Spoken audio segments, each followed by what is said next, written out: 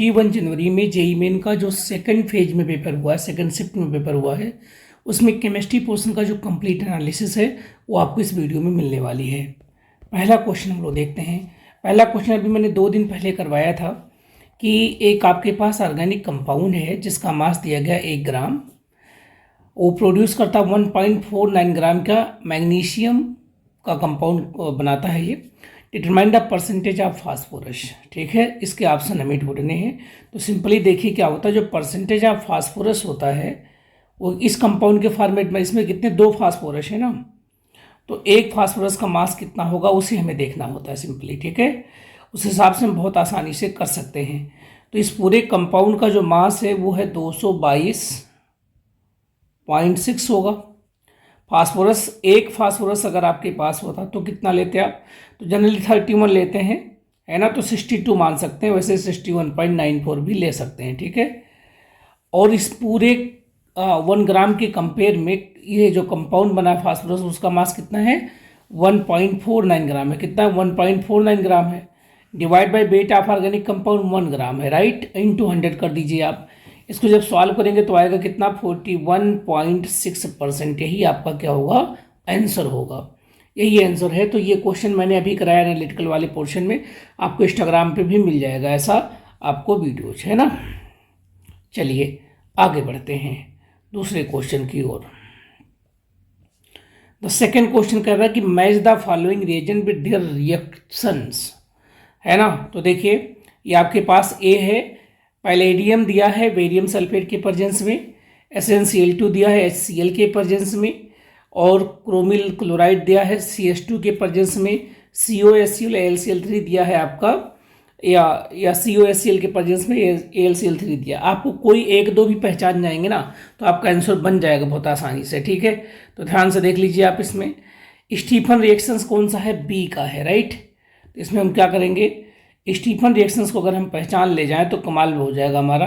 क्या है भाई, बी को स्टीफन रिएक्शंस बना लीजिए आप। ये जो बी वाला ऑप्शन है आपका, राइट, जो बी वाला ऑप्शन है आपका क्या है, ये स्टीफन रिएक्शंस का पार्ट है, ये वाला बी वाला पोर्शन। तो बी वाले को बनाइए स्टीफन।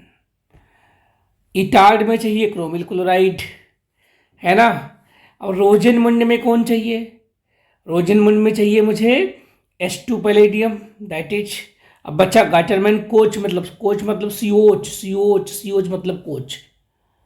अब क्या है, जो आपका नेक्स्ट फेज में जो पेपर होगा, अगर आपने इसको सॉल्व किया ना तो यहाँ से डायरेक्ट क्वेश्चन आराम से फंस जाएंगे। क्लियर है। चलिए अगला क्वेश्चन देखते हैं हम लोग। क्वेश्चन नंबर 3 जो आपके पास है उसमें एक स्टेटमेंट दे रहा है कि एल्युमिनियम मैग्नीशियम +2 एल्युमिनियम +3 का जो रेडियस है वो इस पर्टिकुलर सीक्वेंस में है। फिर रीजन दे रहा है कि state atomic size always depend on the electronegativity, right. तो अब हम पहले देखते हैं कि पहला स्टेटमेंट सही है या नहीं है, वहीं से कहानी बिल्कुल क्लियर होने वाली होगी, राइट। चलिए देख लेते हैं कैसे करेंगे। तो देखिए क्या है, अगर मुझसे कोई कहे कि यहाँ पे मैग्नीशियम है और यहाँ पर क्या है एल्युमिनियम है, तो इधर जाने पर साइज छोटी हो जाती है ना, तो मैग्नीशियम बड़ा होगा एल्युमिनियम से, पहली बात तो ये वाली स्टेटमेंट ही इनकरेक्ट हो गई। अगर ये वाली स्टेटमेंट इनकरेक्ट हो गई तो बोथ करेक्ट वाला गलत हो गया, है ना, और फर्स्ट करेक्ट वाला भी गलत हो गया। अब बात आती है या तो सेकंड सही होगा या तो फोर्थ सही होगा। फिर कह रहा है कि एटॉमिक साइज जो होती है always depend on the electronegativity. Always electronegativity पे क्यों डिपेंड करेगी भाई, है ना, ये तो जेड इफेक्टिव पे डिपेंड करती है। तो इसका मतलब इसका सही आंसर क्या बनेगा, सेकंड। दोनों ही स्टेटमेंट क्या है, इनकरेक्ट है। अगला क्वेश्चन जो हमारे पास वो 4th क्वेश्चन है। ऐसा ही क्वेश्चन सेकंड फेज में पूछा गया अभी देखिएगा आप लोग। सेकंड फेज का भी मैंने डाल दिया है वीडियो, मतलब सेकंड डे का 22 तारीख वाले का, उसका भी देखिएगा। सेम टू सेम क्वेश्चन आया है, बस ये बदल दिया है भैया। ये कह रहा है कि न्यूक्लियोफिलिसिटी का ऑर्डर हर उसमें पूछा जा रहा है इसका क्वेश्चन। ये एसीटेट आयन है, ये आपके फिनॉक्साइड आयन है, ये तो कॉमन ही था, ये OH ये भी कॉमन था, ये और ये दोनों नए थे उसमें जो आपका 22 को पेपर हुआ। अब देखिए इसमें क्वेश्चन कैसे निकालेंगे। तो न्यूक्लियोफिलिसिटी जो आपके पास होती है बेटा, वो इंक्रीज करती है कैसे, basicity and availability of lone pair. जितना आसानी से ये लोन पेयर अपने कार्बन के पॉजिटिव सेंटर पे दे पाएगा उतना अच्छा न्यूक्लियोफिलिसिटी हो जाएगी, है ना। इस हिसाब से अगर हम देखें तो जो ClO4 का नेगेटिव है वो रेजोनेंस से स्टेबलाइज है, इधर तो इजीली डोनेट नहीं होगा, तो सबसे लीस्ट कौन हो जाएगा, ClO4 हो जाएगा। अब बात आती है कि OH और पीएच हो, तो पीएच में रेजोनेंस की वजह से इसका कम अवेलेबिलिटी होगी, तो ये OH से लो हो जाएगा आपका, और एसीटेट में भी रेजोनेंस है, तो टॉप पर कौन आएगा, OH is the better nucleophile कह सकते हैं इन सभी में, तो सही ऑर्डर आपका ये बनेगा, ठीक है। अगला क्वेश्चन नंबर 5 है, 1 of 4 molecule is optically active, find percentage of carbon in that compound, ठीक है। तो अभी चूंकि हमारे पास स्ट्रक्चर्स पूरा नहीं है, अगर स्ट्रक्चर्स मिलेगा क्वेश्चन में तो मैं आपको बता दूंगा। क्वेश्चन नंबर 10 है, 10 क्वेश्चन का जो आंसर है वो क्या है आपका, कि एक स्टेटमेंट दिया गया है कि इलेक्ट्रॉन गेन इंथैल्पी ऑर्डर है chlorine, fluorine, bromine, iodine. Electron gain enthalpy chlorine की ज़्यादा होती है, इसमें कोई दो राय नहीं है, क्लोरीन की क्या होती है, ज़्यादा होती है, ठीक है, ये ऑर्डर सही है। स्टेटमेंट सेकंड है कि SnCl6 SnCl4 से स्टेबल बना रहा है PbCl4 PbCl2 से, तो स्टेटमेंट जो सेकंड है वो गलत है, क्योंकि +6 में SN जाता ही नहीं है ना, यहाँ पे इनर पेयर इफेक्ट लगेगा, तो इनर पेयर इफेक्ट की वजह से ये वाली बात तो सही, लेकिन ये वाला पहला पेयर सही नहीं है, इस नाते इसका सही आंसर बनेगा 3rd।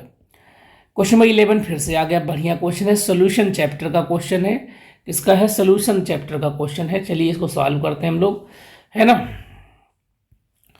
ये कह रहा है कि 1.x gram 1.5 gram of x in 150 gram of solvent, जिसका मॉलिक्यूलर मास दिया गया डेल्टा TB इतना दिया गया, KB इतना दिया गया, find the relative lowering in vapour pressure बताना। ओहो, डेल्टा TB दे दिया गया, KB दे दिया, सब कुछ दे दिया गया, तो आपको क्या चाहिए, relative lowering in vapour pressure, यानी कि डेल्टा P/P0 चाहिए ना, इससे सलूट के बराबर होता है। ऐसे भी कर सकते हैं आप इसको आराम से, ठीक है, ऐसे भी कर सकते हैं यहाँ से, यानी कि मोल फ्रैक्शन के टर्म में चाहिए आपको, सिंपल सी बात है।